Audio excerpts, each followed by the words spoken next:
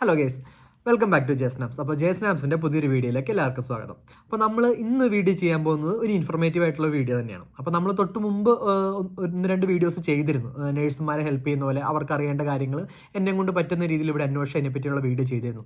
അപ്പോൾ കോമൺ ആയിട്ട് വന്ന ഒന്ന് രണ്ട് ഡൗട്ടും കാര്യങ്ങളുണ്ട്. അപ്പോൾ അതൊക്കെയാണ് നമ്മൾ ഈ വീഡിയോയിലും ഇതിൻ്റെ പുറകെ ഒന്ന് രണ്ട് വീഡിയോസും കൂടെ നമ്മൾ ചെയ്യുന്നുണ്ട്. അപ്പോൾ ആ വീഡിയോയിലേക്കായിട്ട് കവർ ചെയ്യാൻ പോകുന്നത്. അപ്പോൾ ഈ വീഡിയോയിൽ നമ്മളുടെ മെയിൻ ഉദ്ദേശം എന്ന് പറയുന്നത് ഡെൻമാർക്കിലെ ഹെൽത്ത് കെയർ സിസ്റ്റത്തിനെ പറ്റിയാണ്. അതായത് നമ്മുടെ നാട്ടിൽ നിന്നൊക്കെ ഇവിടെ വരുന്ന സാഹചര്യത്തിൽ നമുക്കൊരു ഹോസ്പിറ്റൽ കേസോ അങ്ങനെയുള്ള സിനാരിയോസ് ഒക്കെ വരുമ്പം അതെങ്ങനെയാണ് വർക്ക് ചെയ്യുന്നത്, അപ്പോൾ അതിൻ്റെ ഒരു കോമൺ ആയിട്ടുള്ള കാര്യങ്ങളും അതിൻ്റെ പ്രൊസീജിയറും കാര്യങ്ങളൊക്കെ നമുക്ക് ബിനോയ് ചേട്ടനോട് ചോദിച്ച് മനസ്സിലാക്കാം.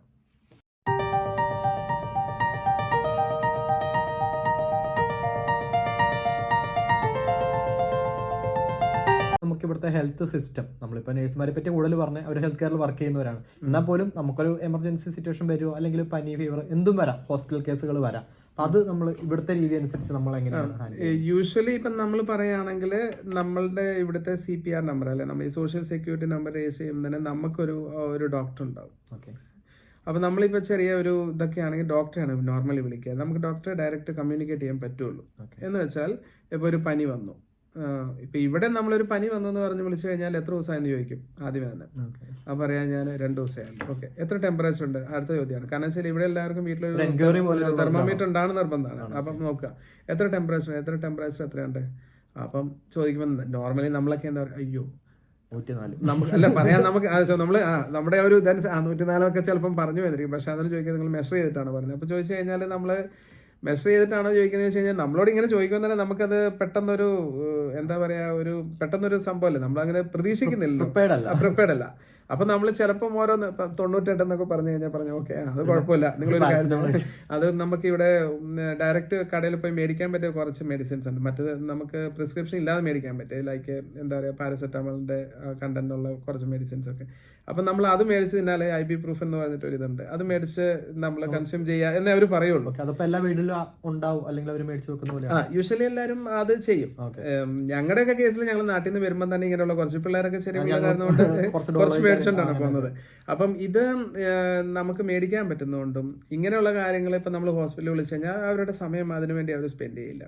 പിന്നെ നമ്മൾ ഹോസ്പിറ്റലിൽ വിളിക്കുമ്പോൾ നമ്മൾക്ക് അപ്പോയിന്റ്മെന്റ് ഇപ്പം ഇത് ഹോസ്പിറ്റൽ സിസ്റ്റം അനുസരിച്ച് ഇവിടെ ഒരു ടൈം ഉണ്ട്. രാവിലെ ഈ ഓരോ ഈ ഞാൻ പറഞ്ഞ നമ്മുടെ ഡയറക്റ്റ് ഡോക്ടറെ വിളിക്കുമ്പോൾ ഒരു 9 to 11 ടൈമിൽ വിളിച്ചു കഴിഞ്ഞാൽ അതേ ദിവസം തന്നെ നമുക്ക് അപ്പോയിന്റ്മെന്റ് എടുക്കും. പക്ഷെ അതൊരു എമർജൻസി ആയെന്ന് അവർക്ക് ഫീൽ ചെയ്താൽ മാത്രം അതേ ദിവസം തന്നെ അവർ നമുക്ക് അപ്പോയിന്റ്മെന്റ് തരും. യൂഷ്വലി ഒരു പനിയാണ് എന്ന് പറഞ്ഞു കഴിഞ്ഞാൽ ഒരു വൈറൽ ഫീവറോ അല്ലെങ്കിൽ അങ്ങനെയൊക്കെ ആണെന്നുണ്ടെങ്കിൽ എന്താ സംഭവിക്കുക വെച്ചാൽ അവർ പറയും 7 days കഴിഞ്ഞ് നിങ്ങൾ പനി കുറഞ്ഞില്ലേ മാത്രം വിളിച്ചാൽ എന്ന് പറയും. കാരണം വെച്ച് കഴിഞ്ഞാൽ അതാണ് ഒരു കണക്ക്. നമുക്ക് അത്ര ഈസി ആയിട്ട് ഹോസ്പിറ്റലിലോട്ട് പോകാൻ പറ്റില്ല. പിന്നെ എമർജൻസി ആയിട്ട് നമുക്ക് ഞാൻ ഈ പറഞ്ഞ ഈ ടൈം പീരീഡിൽ നമ്മൾ വിളിച്ചു കഴിഞ്ഞാൽ അവർ പറയും ഓക്കെ, നമ്മൾക്ക് അത് അവർക്ക് ഡോക്ടർ തോന്നുവാണ് നമുക്ക് കുഴപ്പമുണ്ട് എന്ന് തോന്നുന്നു അവർക്ക് ഫീൽ ചെയ്താൽ കഴിഞ്ഞാൽ അവർ ആ ദിവസം നമുക്ക് ഒരു അപ്പോയിന്റ്മെന്റ് തരും.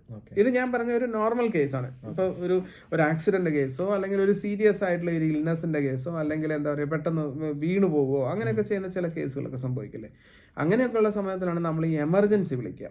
അത് ഇവിടുത്തെ 1813 മറ്റേ എമർജൻസി വിളിച്ചു കഴിഞ്ഞാൽ എമർജൻസി വിളിക്കുമ്പോഴും സ്റ്റിൽ അവര് നമ്മളോട് ചോദ്യങ്ങൾ ചോദിക്കും. ശരിക്കും പറഞ്ഞ ഒരു ഇന്ററോഗേഷൻ പോലെയാണത്. അവർ ചോദിക്കും, നമ്മളതിന് കറക്റ്റായിട്ട് മറുപടി കൊടുത്ത് അവർക്ക് അതിന് വീഡിയോ കോളിൽ ഒരു ഓപ്ഷനും ഉണ്ട്. കാരണം വെച്ച് കഴിഞ്ഞാൽ അവർക്ക് തോന്നുവാണ് ഓക്കെ ഇതൊരു വീഡിയോ കോളിലോട്ട് പോകണം തോന്നുന്ന ഒരു ലിങ്ക് അയക്കും, മെസ്സേജ് ആയിട്ട്. ആ ലിങ്ക് അയക്കുമ്പോൾ നമ്മൾ ലിങ്ക് ക്ലിക്ക് ചെയ്ത് കഴിഞ്ഞാൽ നമ്മൾ ഫേസ് ടു ഫേസ് സംസാരിക്കണം. ഇപ്പം പിള്ളേരുടെ ഒക്കെ കേസ് വരുമ്പം പലപ്പോഴും ഞാനിത് ഫേസ് ചെയ്തിട്ടുണ്ട്. അപ്പം ഈ പിള്ളേരുടെ ഒക്കെ കാര്യം എന്ന് പറഞ്ഞു കഴിഞ്ഞാൽ അവര് വേദനയാണെന്നൊക്കെ പറയുന്ന കഴിഞ്ഞ് നമ്മൾ ടെൻഷൻ അടിച്ച് വിളിച്ചു കഴിയുമ്പോഴത്തേനും ഇവർക്കും ഒരു അസുഖം ഉണ്ടാവില്ല. മനസ്സിലായില്ലേ? ഇങ്ങനെയൊക്കെയുള്ള കാര്യങ്ങൾ സംഭവിക്കുന്നുണ്ട്. അതുകൊണ്ടൊക്കെ ആയിരിക്കാം. പക്ഷെ പിന്നെ തന്നെയല്ല, ഇവിടുത്തെ ഈ ഹെൽത്ത് കെയറിലെ ട്രീറ്റ്മെന്റ് ഫുള്ള് ഫ്രീ ആണ്. എല്ലാം ഫ്രീ ആണ്. എന്ത് സീരിയസ് അസുഖമാണെങ്കിലും ഫ്രീ ആണ്. ഓപ്പറേഷൻ എല്ലാം ഫ്രീ ആണ്. ഇപ്പം ഉദാഹരണം കിഡ്നി മാറ്റി വെക്കണമെങ്കിലും ഫ്രീ ആണ്. അപ്പം ഒന്ന് ആലോചിക്കുക, മെഡിസിൻ ഫ്രീ അല്ല കേട്ടോ. മെഡിസിൻ അവർ പ്രിസ്ക്രൈബ് ചെയ്യുന്ന മെഡിസിൻ നമ്മൾ പൈസ കൊടുത്ത് മേടിക്കണം. അത് ഇവിടെ അപ്പോട്ടൊക്കെ എന്ന് പറഞ്ഞാൽ ഓപ്പറേഷൻ അല്ലെങ്കിൽ ഇങ്ങനെയുള്ള കാര്യങ്ങളല്ലേ ഹോസ്പിറ്റലിലായിട്ട് മാറ്റമില്ല. മെഡിസിൻ ഐ മീൻ നമ്മൾ ഹോസ്പിറ്റലിൽ ഉള്ളപ്പോൾ തരുന്ന മെഡിസിൻ ഫ്രീ ആണ്. ഫുഡും കിട്ടും ഫ്രീ ആയിട്ട്, നല്ല ഫുഡ്. ആ സമയത്തുള്ള മെഡിസിൻ ഒക്കെ അവർ തരുന്നത് ഫ്രീ ആണ്. മറിച്ച് നമ്മൾ പുറത്ത് വന്നതിന് ശേഷം ഫർദർ നമ്മുടെ ട്രീറ്റ്മെന്റ് അല്ലെങ്കിൽ നമ്മുടെ അതിന് വേദന സംഹാരി അല്ലെങ്കിൽ നമ്മൾ അതിന് ശേഷം നമ്മൾ ഹോസ്പിറ്റലിൽ നിന്ന് ഇറങ്ങിയതിന് ശേഷം 1 വീക്ക് അല്ലെങ്കിൽ 7 days ഒക്കെ കഴിക്കേണ്ട മരുന്നുകളുണ്ട്. അങ്ങനെയുള്ളതൊക്കെ നമ്മൾ ഇപ്പം വെച്ചാൽ ഹോസ്പിറ്റലിൽ നിന്ന് ഇറങ്ങി നമ്മൾ പുറത്തു വന്നു കഴിയുമ്പോൾ നമ്മൾ തന്നെ അത് പൈസ കൊടുത്ത് മേടിക്കണം. അതും അത് സാധാരണഗതിയിൽ അതിന്റെ ആവശ്യം വരാറില്ല. കാരണം വെച്ചാൽ ഇവർ അങ്ങനെ മരുന്നൊന്നും എഴുതൂല. ഇവര് കൃത്യമായിട്ട് 5 ദിവസം ഹോസ്പിറ്റലിൽ കിടന്നാൽ 5 ദിവസം എന്ന് വെച്ചാൽ നമ്മൾ ഓടിപ്പാടിച്ച് നമ്മൾ പനിയൊന്നും പറഞ്ഞ് ഹോസ്പിറ്റലിൽ പോയി കിടക്കാൻ പറ്റില്ലല്ലോ. സീരിയസ് ആയി ഇൽനെസ് ഉണ്ടെങ്കിൽ എടുക്കില്ല. അതിന് ഒത്തിരി റീസൺസ് ഉണ്ട്. ഇതിനൊക്കെ കറക്റ്റായ ഫണ്ടിങ് ഉണ്ട്. ഫ്രീ ആയതുകൊണ്ട് മാത്രം അവർ സീരിയസ് ആയതുള്ളത് മാത്രം കൺസിഡർ ചെയ്യും. അതെ, അതങ്ങനെയാണ്. എന്ന് വെച്ചാൽ നമുക്ക് ആദ്യം തോന്നും ഇത് നമുക്ക് ഇവരുടെ ഒരു സിസ്റ്റത്തിലോട്ട് കയറാനുള്ള ഒരു ബുദ്ധിമുട്ട്. എനിക്ക് പേഴ്സണലി എക്സ്പീരിയൻസ് ഉള്ളതുകൊണ്ടാണ് ഞാൻ പറയുന്നത്. നമ്മളവിടെ ആ ഒരു സിസ്റ്റത്തിൽ കയറി ഒരു റീസണബിൾ ആയിട്ടുള്ള അല്ലെങ്കിൽ എന്താ പറയുക ഒരു അസുഖം എന്നുള്ള സീരിയസ് ആയ അസുഖമാണെന്നുണ്ടെങ്കിൽ നമുക്ക് അതിനുള്ള ട്രീറ്റ്മെന്റ് എന്തായാലും കിട്ടും. പക്ഷെ ഓഫ് കോഴ്സ് നമുക്ക് സമയം എടുക്കും. സീരിയസ് ആണെന്ന് അവർ തോന്നിക്കഴിഞ്ഞാൽ അവർ പിന്നെ എല്ലാം ഫാസ്റ്റ് ആയിരിക്കും. ആ ഒരു അതെ, അത് വളരെ ക്ലിയർ ആയിട്ട് സിസ്റ്റമാറ്റിക് ആയിട്ട് വളരെ എന്താ പറയുക നമുക്ക് വളരെ സാറ്റിസ്ഫൈഡ് ആയ രീതിയിൽ തന്നെയാണ് അവരുടെ ട്രീറ്റ്മെന്റ്. നമ്മളോട് കൃത്യമായിട്ട് എന്തൊക്കെയാണ് ചെയ്യുന്നത് നമ്മൾ കൃത്യമായിട്ട് പറയും. നമുക്ക് വേണമെങ്കിൽ ഇനിയിപ്പോൾ ഓപ്പറേഷൻ കാണണമെങ്കിൽ നമുക്ക് നോക്കിയിരുന്ന് കാണാം. പക്ഷെ നമുക്ക് ബോധം ഉണ്ടാവില്ലല്ലോ. ഓക്കെ, അപ്പൊ ആ രീതിയിലുള്ള കാര്യങ്ങൾ. പിന്നെ അപ്പൊ എല്ലാവർക്കും ഇവിടെ പബ്ലിക് ആയിട്ടുള്ള ഇവിടെ CPR രജിസ്റ്റർ ചെയ്ത് എലിജിബിൾ ആയിട്ടുള്ള എല്ലാവർക്കും ഫ്രീ ആണ് ട്രീറ്റ്മെന്റ്. പ്രൈവറ്റ് ഹോസ്പിറ്റലിൽ പോകേണ്ട ആവശ്യങ്ങൾ അപ്പൊ വരാറില്ല, സാധാരണഗതിയിൽ വരാറില്ല. പിന്നെ എന്താണെന്ന് വെച്ച് കഴിഞ്ഞാൽ നമ്മളുടെ ഒരു മലയാളികളുടെ ഒരു പ്രത്യേകത അനുസരിച്ച് എന്താണെന്ന് വെച്ചാൽ നമ്മള് ചെറിയൊരു പനി വന്നു കഴിയുമ്പോൾ ഭയങ്കര സീരിയസ് ആണ്, രക്ഷയില്ല എന്ന് പറഞ്ഞിട്ട് നമ്മൾ വേഗം ഓടിപ്പോയി പ്രൈവറ്റ് ഹോസ്പിറ്റലിൽ പോകുന്ന പോലെയുള്ള ഒരു സിസ്റ്റം ഇവിടെ ഇല്ല. പിന്നെ പ്രൈവറ്റ് ഹോസ്പിറ്റലിൽ പോയി കഴിഞ്ഞാൽ നമ്മൾ പൈസ കൊടുക്കണം. അത് നമ്മൾ ഉദ്ദേശിക്കുന്ന ലെവലൊന്നും നിൽക്കുകയല്ല. അതാണ്, അത് വലിയ പൈസയാണ്.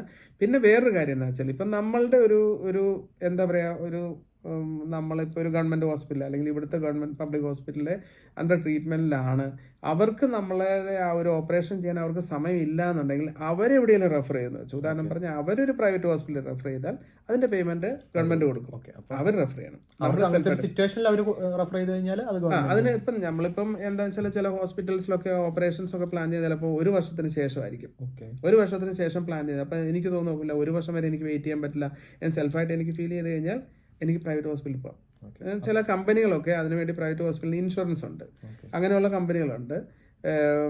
അങ്ങനെയുള്ളിടത്ത് പ്രൈവറ്റ് ഹോസ്പിറ്റലിൽ പോകുന്നതിന് നമുക്ക് ബുദ്ധിമുട്ടില്ല. മറിച്ച് നമ്മൾ പൈസ കൊടുത്ത് പ്രൈവറ്റ് ഹോസ്പിറ്റലിൽ പോകാന്ന് വെച്ചാൽ നമ്മൾക്ക് താങ്ങാൻ പറ്റില്ല. അങ്ങനെ പൊതുവെ അങ്ങനത്തെ ഒരു സിറ്റുവേഷൻ വരുന്നില്ല എന്നാണ് ചുരുക്കം. നമുക്ക് ഇവിടെ തന്നെ ട്രീറ്റ് ചെയ്യാൻ പറ്റുന്ന കാര്യങ്ങളേ ഉള്ളൂ.